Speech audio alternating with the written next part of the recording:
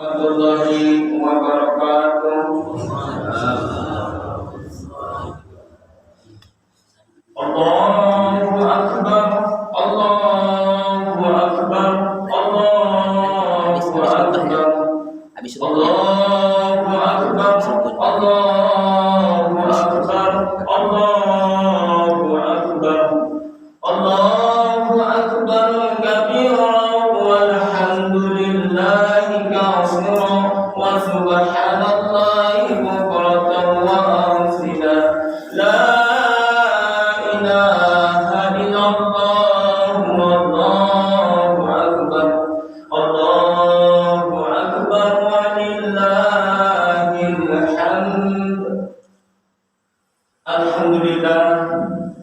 Alhamdulillah nahmaduhu wa nasta'inuhu wa nastaghfiruhu wa na'udzu billahi min shururi anfusina wa min sayyiati a'malina may yahdihillahu fala mudilla lahu wa may yudlil fala hadiya lahu.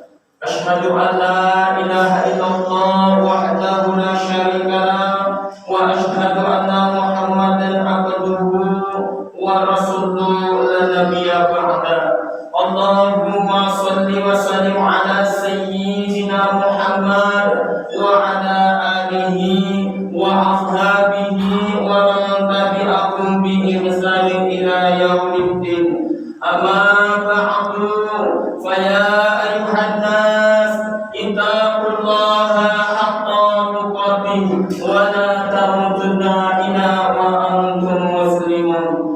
Wallahu ta'ala fi kitabihil karim. A'udzu billahi minasy syaithanir rajim. Bismillahirrahmanirrahim. Qala rabbi bima aqwaitani la uzayyinanna lahum fil ardh wa la uhwiyannahum ajma'in ila ibadaka minhumul mukhlasin. Shadaqallahul azim. Kaum muslimin dan muslimat sidang Idul Fitri yang dirahmati Allah Subhanahu wa taala. Tentunya pertama-tama sekali marilah tak bosan-bosannya, tak henti-hentinya dan tak jenuh-jenuhnya kita selalu bersyukur kepada Allah Subhanahu wa taala yang bahwasanya sampai saat sekarang ini, sampai detik ini Allah masih memberikan kepada kita kenikmatan-kenikmatan yang tiada henti-hentinya. Di antara nikmat-nikmat yang paling mulia, terutama sekali nikmat Islam, nikmat iman dan nikmat kesehatan serta kesempatan, sehingga kita bisa bersama-sama melaksanakan aktivitas kita sehari-hari, baik itu untuk urusan dunia maupun urusan akhirat. Mudah-mudahan segala urusan kita, baik itu urusan dunia dan akhirat, mendapat ridho daripada Allah Subhanahu wa taala. Amin ya rabbal alamin. Dan sholawat beriringkan salam tidak lupa pula kita sanjung tinggikan kepada junjungan Nabi alam kita, yaitu Nabi Muhammad sallallahu alaihi wasallam beserta para keluarga, sahabat dan pengikut-pengikutnya yang sampai saat sekarang ini masih mengikuti ajaran-ajarannya dan sampai saat sekarang ini masih mengikuti sunnah-sunnahnya. Mudah-mudahan Islam tetap jaya sampai di akhir zaman, selalu dalam naungan dan perlindungan Allah Subhanahu wa taala. Amin ya rabbal alamin.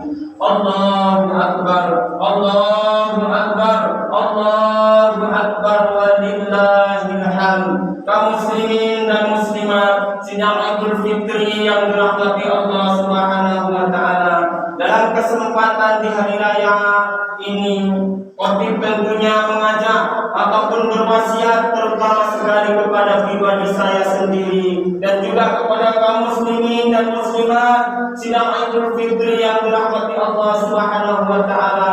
Tentunya marilah kita bersama-sama bertakwa hanya kepada Allah Subhanahu wa taala. Takwa dalam arti hati yang sesungguh-sungguhnya, menjalankan segala perintah-perintahnya dan menjauhi segala larangan-larangannya. Mudah-mudahan kelak tidak dimasukkan oleh Allah Subhanahu wa taala ke dalam jannahnya. Amin ya rabbal alamin. Alhamdulillah, pada hari ini sampailah kita kepada saat yang dinantikan, yaitu hari bahagia yang penuh barakah dan ampunan Allah Subhanahu wa taala, yaitu hari raya Idul Fitri. Karena setelah 1 bulan penuh kita menunaikan ibadah puasa, hari-hari penuh penderitaan lahir dan batin, menahan hawa nafsu, menahan lapar dan haus di siang hari, semua selama 1 bulan penuh, yaitu dalam bulan suci Ramadan. Ini semua karena yaitu panggilan Allah, yaitu perintah Allah yang harus benar-benar kita taati dan kita lakukan supaya apa? Supaya kita benar-benar menjadi orang-orang yang takwa. Maka pada hari ini dibalas masuk YouTube aja, masuk YouTube. Memberikan ampunan dan dosa-dosanya, dosa-dosa hamba-hambanya, yaitu 1 tahun yang telah lalu. Sesuai dalam sabda Rasulullah Sallallahu Alaihi Wasallam, "Man shoma Ramadan imanan wa ihtisaban, ghufira lahu ma taqaddama min dhanbi." Yang artinya, barang siapa yang melakukan puasa pada bulan Ramadan karena iman dan berharap kepada Allah, maka diampunilah dosa-dosanya yang telah lalu. Bahkan di riwayat hadis yang lain bahwa Rasulullah Sallallahu Alaihi Wasallam bersabda, diri kita suci bersih bagaikan bayi yang baru lahir dari perut ibunya. Inilah janji Allah kepada hamba-hambanya yang benar-benar mau mengikuti perintah-perintahnya dan mau menjauhi segala larangan-larangannya. Allahu Akbar, Allahu Akbar, Allahu Akbar, walillahil hamd.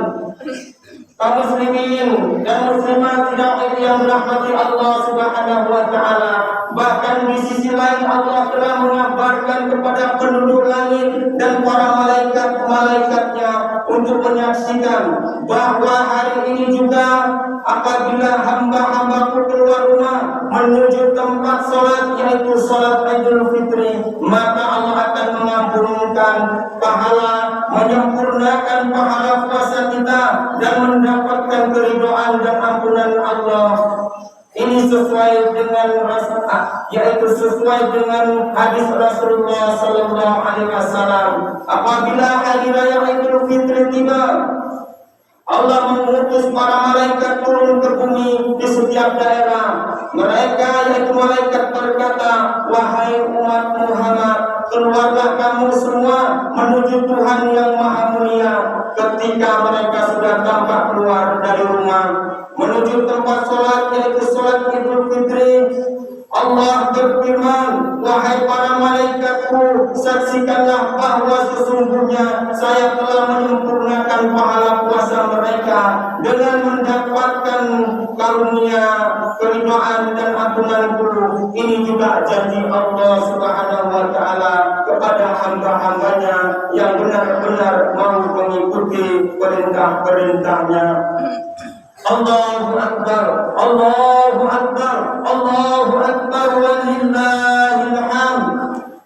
Namun perlu sama kita saling ingat mengingatkan bahwa pada hari ini Allah telah memberikan ampunan kepada hamba-hambanya yang mau mengikuti perintah-perintahnya. Namun di sisi lain kita harus waspada dan hati-hati terhadap iblis dan setan. Bahwa hari ini juga iblis dan setan mengatur siasat dan strategi untuk apa? Untuk menggoda anak cucu Adam atau umat Nabi Muhammad supaya menjadi pengikut-pengikutnya.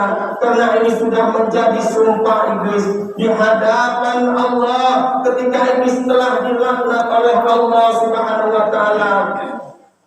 Ia berjanji dan bersumpah, sampai kapanpun aku tidak akan pernah menyerah, aku tidak akan pernah berhenti untuk menggoda anak cucu Adam ataupun umat Nabi Muhammad untuk menjadikan pengikut-pengikutku supaya masuk ke neraka bersama-sama denganku. Ini telah Allah abadikan di dalam surat Al-A'raf ayat 16 sampai 17 yang bunyinya yaitu tentang perjanjian iblis dengan Allah. A'udzu billahi minasyaitonir rajim. Bismillahirrahmanirrahim. Wala fabima aqwaitani la aq'udanna lahum siratal mustaqim thumma la'atiyannahum min baini aydihim wa min khalfihim wa an aymanihim wa an sama'ihim wa latajidu aktsarahum syakirin. Yang artinya iblis berkata, karena engkau telah menghukum saya sesat menjadi laknat, saya akan benar-benar menghalang-halangi mereka ataupun hamba-hambamu dari jalan engkau yang lurus. Kemudian saya akan mendatangi mereka dari muka dan dari belakang mereka, dari kanan dan dari kiri mereka, dan engkau ya Allah tidak akan mendapati kebanyakan mereka bersyukur ataupun taat kepadamu. Inilah janji dan sumpah iblis, yaitu di hadapan Allah Subhanahu wa Ta'ala, sampai kapanpun dia tidak akan pernah berhenti untuk menghalang-halangi anak cucu Adam atau umat Nabi Muhammad untuk berbuat kebaikan di jalan Allah yang lurus. Hadis Rasulullah SAW, beliau bersabda bahwa sesungguhnya iblis pada hari ini ataupun hari raya Idul Fitri menangis, menjerit, marah, murka, maka mendengar itu anak buah iblis berkumpul. Lalu anak buah iblis berkata, ya Tuhan kami, ya Tuhan kami, siapa yang membuat praduga bersedih, menangis, marah, murka? Maka akan kami hancurkan mereka, akan kami lipas mereka ke anak buah iblis. Lalu iblis berkata, aku menjawab, tidak apa-apa. Aku menangis, aku bersedih, aku murka, aku marah, karena pada hari ini Allah telah mengampuni dosa-dosa hamba-hambanya. Maka iblis yaitu menyuruh anak buahnya untuk bekerja keras, untuk menggoda anak cucu Adam supaya tidak taat kepada Allah Subhanahu wa Ta'ala. Apa memberikan kata iblis, apalagi kesenangan-kesenangan syahwat, apalagi yaitu hal-hal yang diharapkan, yang dilatang oleh Allah Subhanahu wa Ta'ala, sehingga Allah murka kembali kepada mereka. Inilah siasat dan strategi iblis dan anak buahnya. Maka kita harus berhati-hati dan waspada, janganlah sampai kita terperangkap oleh bujukan dan rayuan iblis, yang mana dalam hadis di atas tadi iblis menyuruh anak buahnya untuk bekerja keras supaya manusia tidak taat kepada Allah, sehingga Allah akan murka kembali kepada manusia. Siasatnya yang pertama, iblis akan menggoda anak cucu Adam atau umat Muhammad dengan memberikan yaitu kenikmatan ataupun kesibukan yaitu dunia. Apa itu yaitu dunia? Yaitu harta dan tahta. Sehingga manusia banyak yang ingkar dan lupa kepada Allah ketika Allah memberikan kita kemewahan berupa harta, sehingga kita lupa kepada Allah. Kita sombong kepada manusia sehingga kita sayang untuk mengeluarkan zakat harta kita. Kita sayang untuk bersedekah, kita sayang untuk menginfakkan harta kita untuk di jalan Allah. Begitu juga orang-orang yang miskin ingin kaya, sehingga dengan kesibukannya mencari harta, mencari nafkah untuk memenuhi kebutuhan keluarganya, sehingga dia pun melupakan Allah, yaitu meninggalkan sholat. Dan senjata apa lagi yang akan diluncurkan oleh iblis dan anak buahnya? Manusia akan disibukkan dengan tahta, yaitu pangkat dan jabatan, sehingga manusia gara-gara menyerbutkan pangkat dan kedudukan, banyak manusia yang menghalalkan segala cara demi untuk mendapatkan pangkat dan kedudukan. Maka apabila manusia banyak berbuat demikian, maka iblis sangat senang dan gembira. Dan yang kedua, apalagi senjata yang akan diluncurkan oleh iblis dan anak buahnya, yaitu menggoda anak cucu Adam atau umat Muhammad tidak taat kepada Allah Subhanahu wa taala, yaitu memberikan kesenangan, yaitu wanita-wanita, sehingga kemaksiatan merajalela. Na'udzubillah min dzalik. Allahu Akbar, Allahu Akbar, Allahu Akbar, walillahil hamd.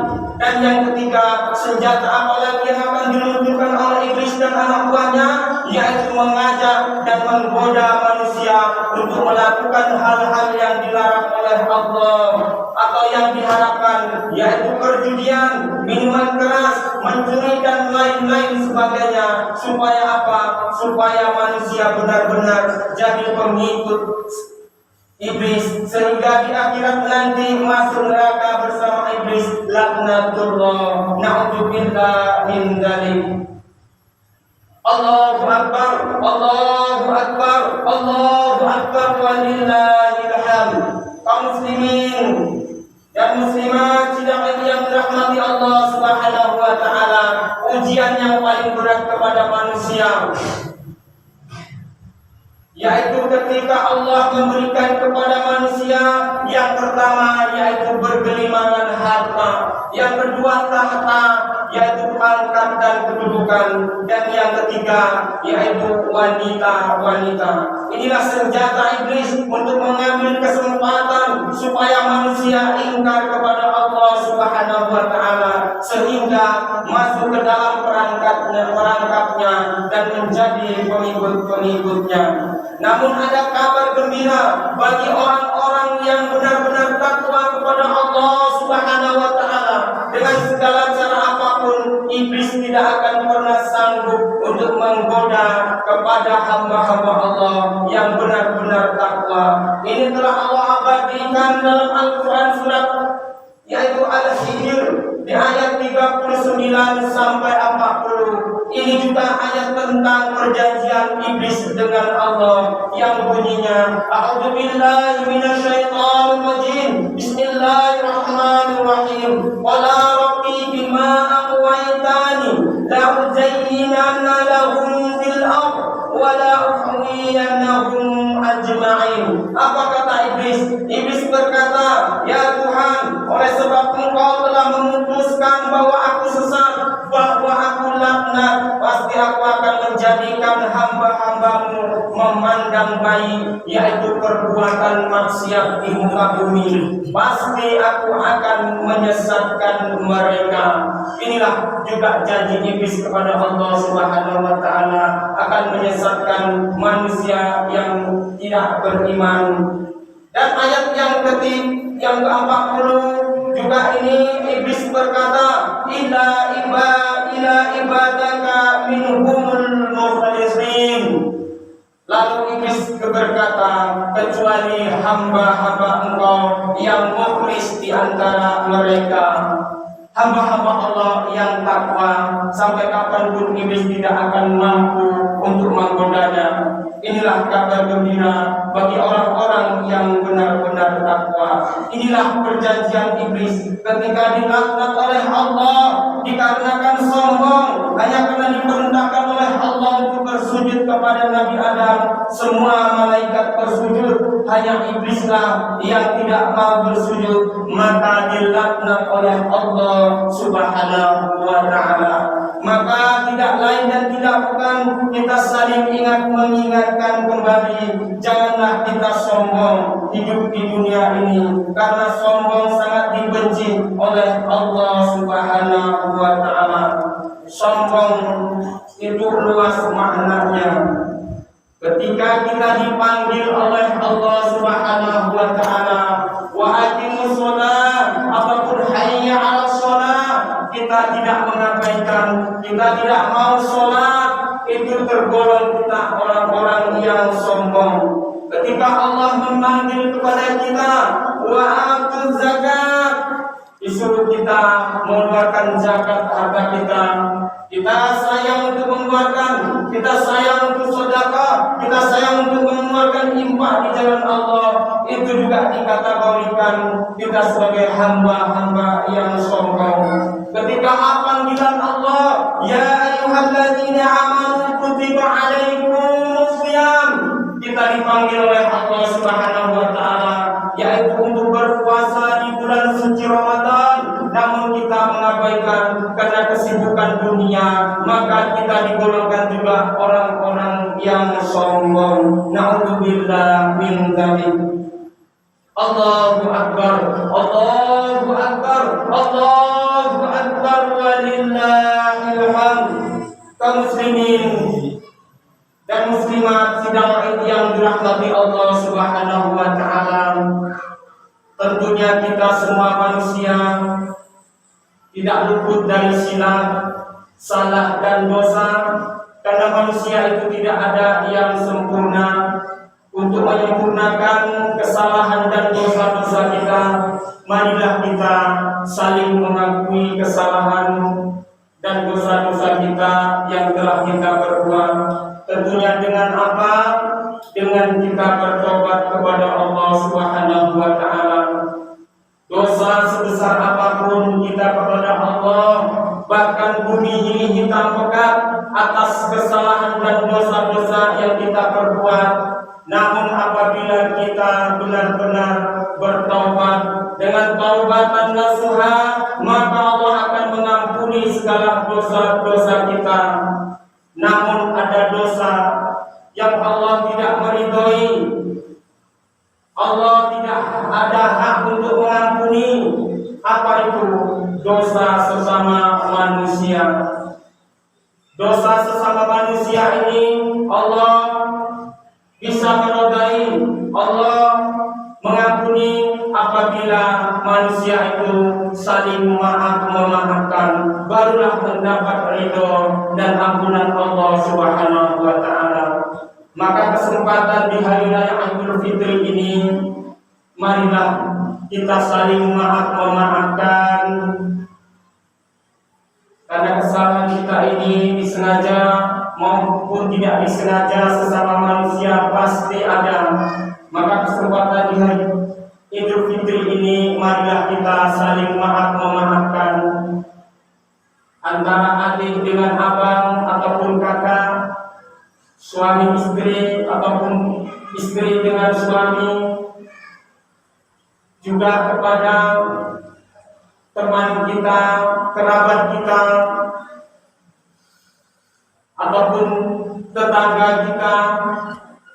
Yang terpenting juga adalah kepada kedua orang tua kita, karena kita sebagai anak banyak salah dan dosa kepada kedua orang tua. Maka kalau kita ingin mendapatkan ridho Allah, carilah ridho kepada orang tua.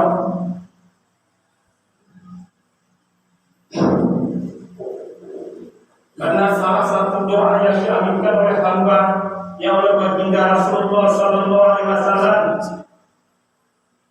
ketika malaikat yang memohon kepada Allah, apa doanya? Ya Allah, jangan Engkau masukkan surga orang-orang yang durhaka kepada kedua orang tua.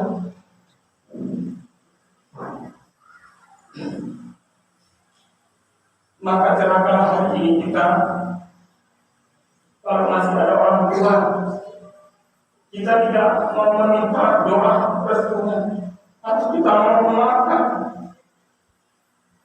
maka celakalah kita sebagai anak. Dicap sebagai Allah oleh Allah Subhanahu wa taala sebagai anak yang durhaka. Maka jadilah ridho kepada kedua orang tua. Alangkah durhakanya kita terhadap orang tua. Kalau hari ini orang tua kita masih hidup, orang tua kita sudah renta, sudah tidak punya apa-apa, kita biarkan begitu saja, maka celakalah anak yang demikian. Maka apabila kita ada orang tua hari ini yang sudah tidak punya apa-apa, sudah renta, saya bilang tidak, seperti dia menayang kita semasa kita masih kecil. Mintalah ridho kepadanya. Dan celaka juga anak-anak yang hari ini apabila orang tuanya sudah meninggal, tidak mau mendoakan kedua orang tuanya yang sudah di alam kubur, padahal orang tua kita yang sudah meninggal mengharapkan doa-doa anak-anaknya, apalagi di saat bulan suci Ramadan ini mereka akan kembali menengok ke rumah kita. Ternyata rumah kita gelap gulita, tidak ada cahaya terang. Karena apa? Karena anak-anak kita tidak ada yang mendoakan, anak-anak kita tidak ada yang sholat. Di saat bulan Ramadan tidak puasa, maka menangislah, menjeritlah. Pada hari ini mereka kembali dengan tangisan, tidak ada anak-anaknya yang mendoakan. Maka alangkah ruginya, alangkah celakanya anak-anak yang demikian.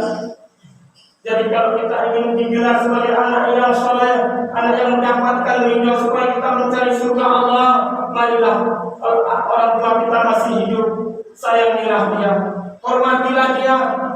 Kalau memang sudah renta, kita harus sabar untuk mengurusnya. Dan apabila sudah meninggal, selalu doakanlah semoga Allah mengampuni segala dosa-dosanya, melapangkan kuburnya, dan semoga Allah jadikan kuburnya taman-taman surga, dan jangan supaya Allah tidak menjadikan kuburannya lubang-lubang neraka. Amin ya rabbal alamin. Mungkin ini saja yang bisa saya sampaikan khutbah di hari Raya Idul Fitri ini. Mudah-mudahan bermanfaat bagi kita bersama. Amin ya rabbal alamin. Barakallahu li wa lakum fil Qur'anil azim wa nafa'ani wa iyyakum bima fihi minal ayati wa dzikril hakim wa taqabbalallahu minni wa minkum tilawatahu innahu was-sami'ul 'alim wastaghfiruhu innahu huwal ghafurur rahim.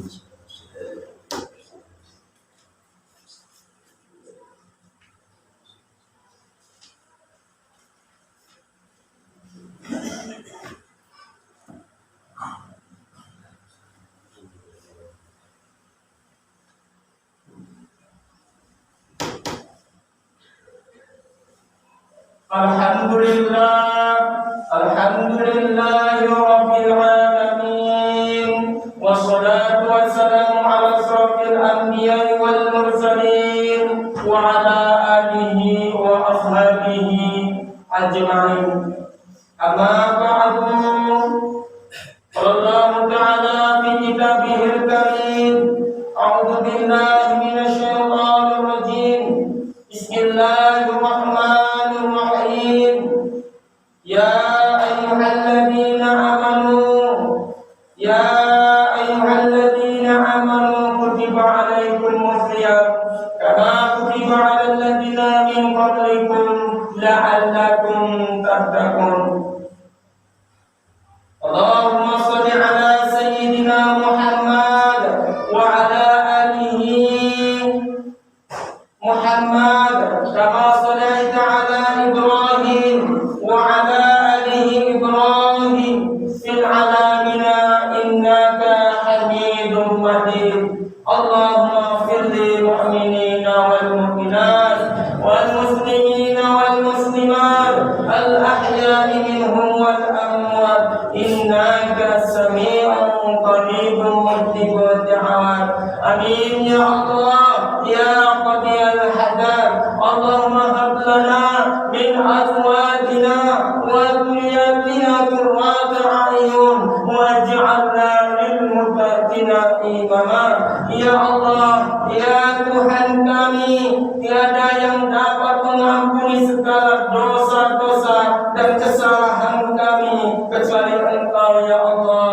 Maka ampunilah segala dosa-dosa dan kesalahan kami, baik itu yang telah lalu maupun sekarang ya Allah. Ya Allah ya Tuhan kami, tunjukkanlah kami ke jalan-Mu yang lurus dan benar, bukan jalan yang sesat dan bukan jalan yang Engkau murkai. Ya Allah ya Tuhan kami, berikanlah kami selalu kesehatan, keselamatan, keberkahan, dan jauhkanlah di kampung kami, di negeri kami musibah, bencana, dan malapetaka. Ya Allah ya Tuhan kami, ampunilah segala dosa-dosa dan kesalahan-kesalahan orang tua kami. Sayangilah dia seperti dia menyayangi kami di waktu masih kecil. Apabila mereka sudah meninggal ya Allah, ampunilah segala dosa-dosanya dan kesalahan-kesalahannya yang ia berbuat selama hidup di dunia. Lapangkanlah kuburnya, janganlah Engkau siksa mereka, jadikanlah kuburannya sebagai taman-taman surga, dan jangan Engkau jadikan kuburannya sebagai lubang-lubang api neraka. Ya Allah ya Tuhan kami, hanya kepadamu lah kami menyembah, dan hanya kepadamu lah kami mohon pertolongan. Rabbana atina fid dunya hasanah wa fil akhirati hasanah wa qina adzabannar. Walhamdulillahi rabbil alamin. Ibadallah, innallaha ya'muru bil adli wal ihsan wa ita'i dzil qurba wa yanha 'anil fahsya'i wal munkar wal baghi ya'idukum la'allakum tadhakkarun. Fadhkurullahal 'azim yadhkurkum was'aluhu min fadlihi yu'tikum wa ladzikrullahi akbar. Allahu akbar, Allahu akbar, Allahu akbar. La ilaha illallah, Allahu akbar, Allahu akbar, lillahil hamd.